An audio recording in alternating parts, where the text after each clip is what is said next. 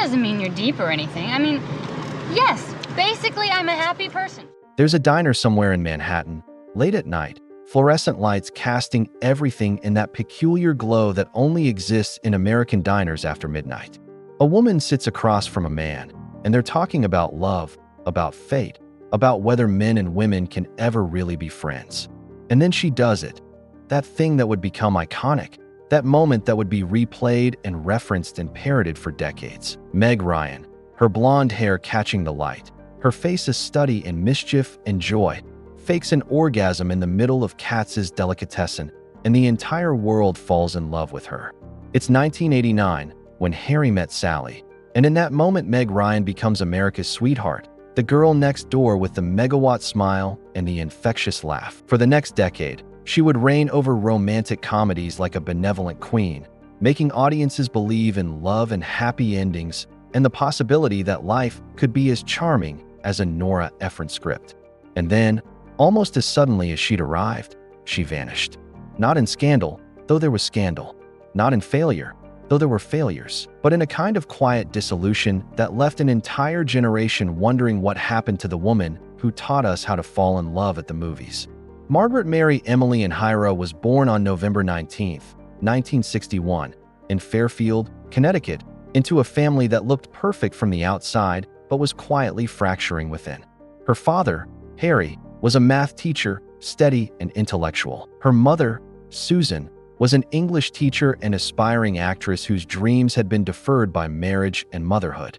Meg was the middle child, sandwiched between siblings, learning early how to navigate emotional terrain and read the temperature of rooms. But when Meg was 15, her mother left. Just left. Walked away from the marriage, from the family, pursuing something that had been denied her for too long. The abandonment, because that's what it felt like to teenage Meg, would shape everything that came after. She learned that love was unreliable, that stability was an illusion, that the people you counted on could simply choose something else.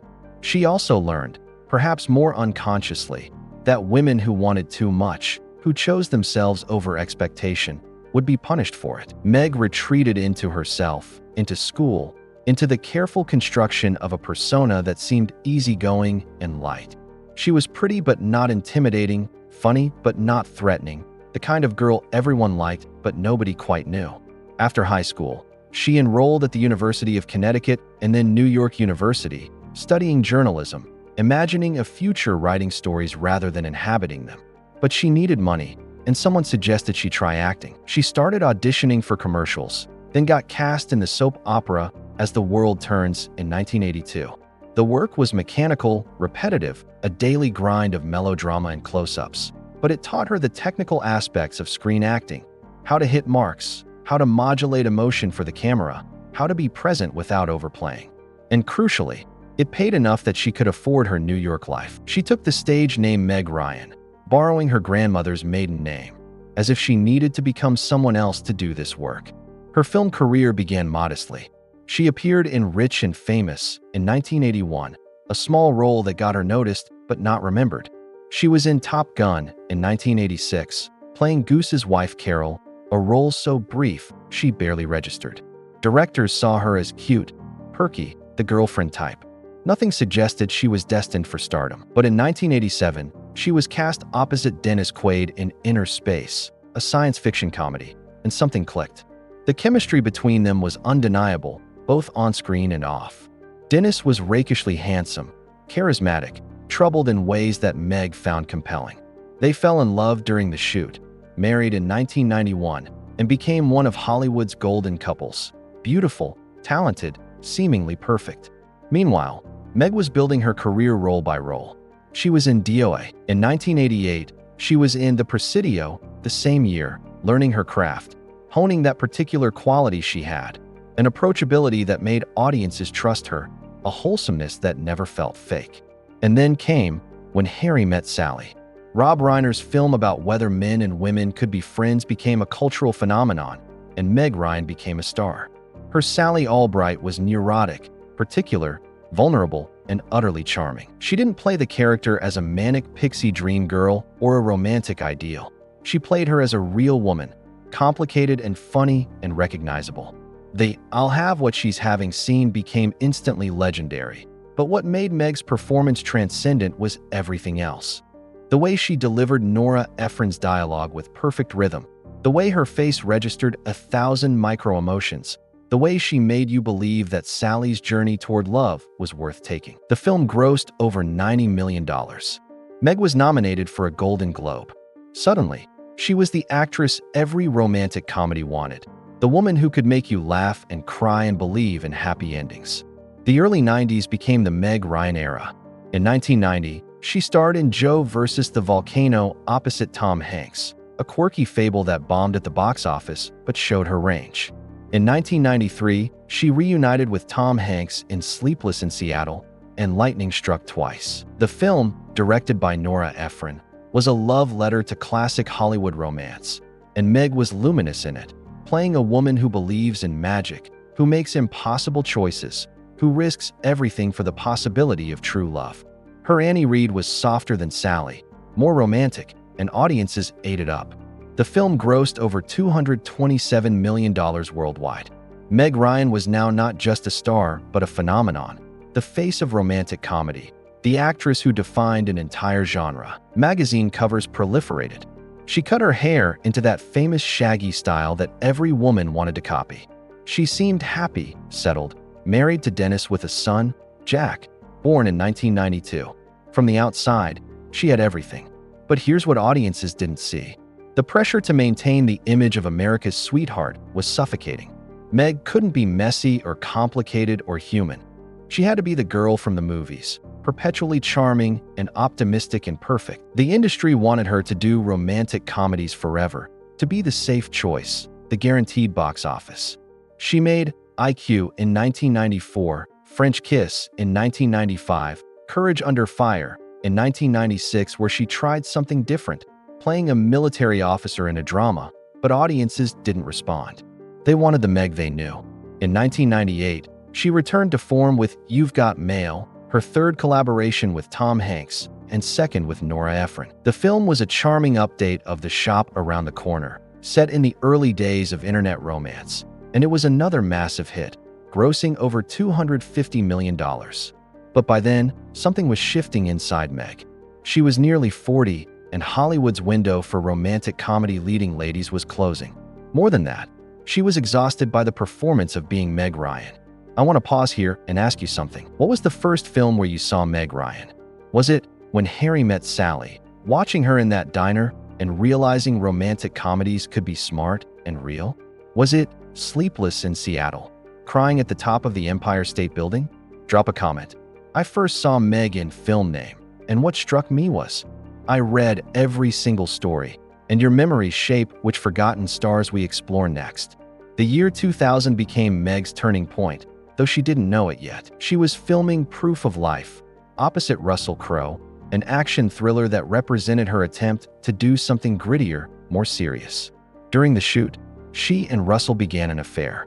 The marriage to Dennis Quaid, which had looked so perfect from outside, had been deteriorating for years. His struggles with addiction, her frustration with always being the stable one, the growing distance between them. But when the affair became public, the narrative wasn't about a complicated marriage failing.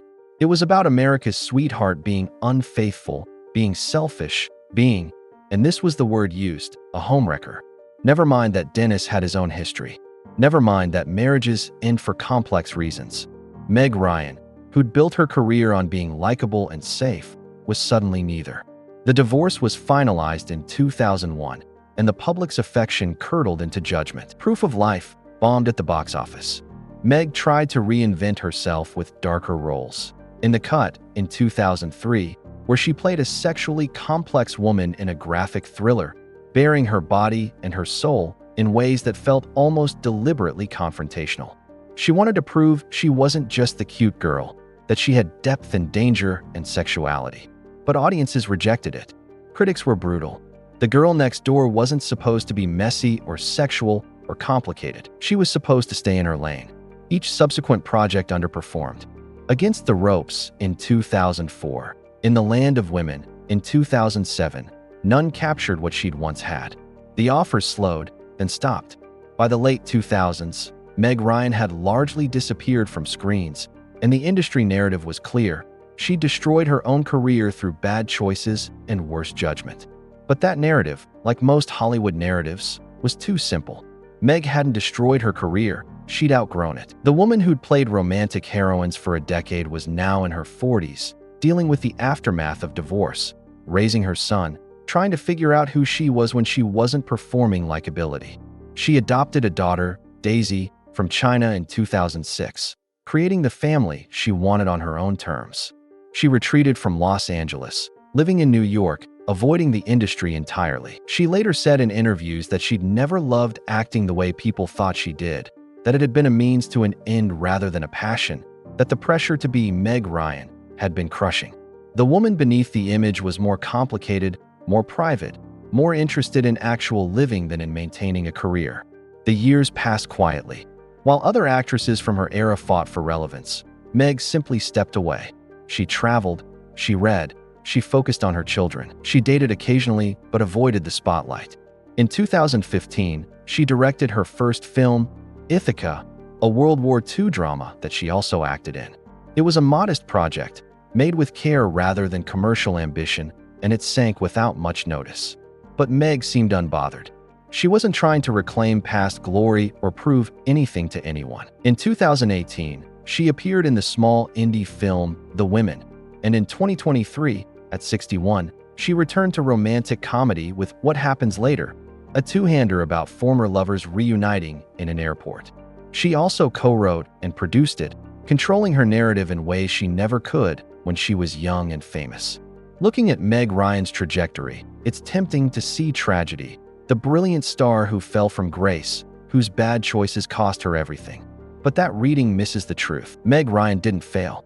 She simply refused to keep performing a version of herself that no longer fit. She chose authenticity over likability, mess over perfection, privacy over fame. She paid a price for that choice. The public turned on her. The industry moved on. The career never recovered. But she gained something too, herself. The real Meg Ryan. Not the construction, not the sweetheart, but the complicated, imperfect, fully human woman who didn't owe anyone her perpetual charm. There's something profound in her story, something that speaks to anyone who's ever felt trapped by others' expectations. Meg Ryan taught us about romantic love in the movies, but her real lesson came later.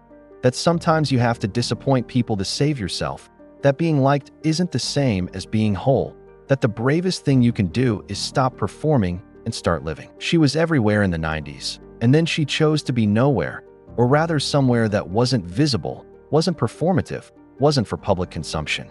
She chose the messy, private, real life over the perfect, public, fake one. Today, Meg Ryan is 63, still blonde, still recognizable, but somehow more herself than she ever was at the height of fame. She's spoken about aging in Hollywood, about the impossibility of being a woman past 40 in an industry obsessed with youth. She's philosophical about her career, understanding that she could have played the game differently, maintained the image, kept making the same movies. But she also understands what that would have cost. She got to raise her children away from constant scrutiny, to explore who she was beyond the role, to live without the weight of being America's sweetheart. And maybe that's worth more than any career longevity. If this story moved you, hit that like button and subscribe for more explorations of actors who defined our memories and then chose different paths. Drop a comment with another forgotten star whose story you want told. I read every single one. Meg Ryan taught us that falling in love is beautiful, but so is falling away from what no longer serves you. That sometimes the happy ending isn't the one everyone expects, and that's okay. She was everywhere in the 90s, the woman who made us believe in love. And then she quietly walked away to find her own version of it. Messier, realer, and entirely her own.